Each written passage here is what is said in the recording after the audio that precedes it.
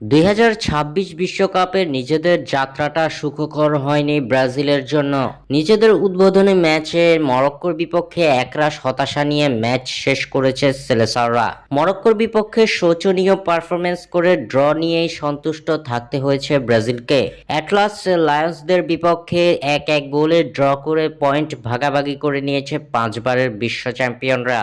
মরক্কোর বিপক্ষে ব্রাজিলের মিডফিল্ড ও আক্রমণের ব্যর্থতা ছিল চোখে পড়ার মতো।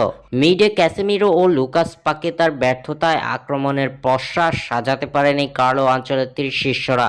অন্যদিকে মেইন স্ট্রাইকার হিসেবে খেলা ইগোর থিয়াগো ও রাইট উইঙ্গার হিসেবে রাফিনাও দিয়েছেন একেবারে মলিন পারফরমেন্স। যে কটি সুযোগ ব্রাজিল পেয়েছে তার সবকটি নষ্ট করেছে ইগোর থিয়াগো ও রাফিনহা। এদিকে মরক্কোর বিপক্ষে দলের এমন শোচনীয় ড্র বেঞ্চে বসেই দেখতে হয়েছে নেইমারকে।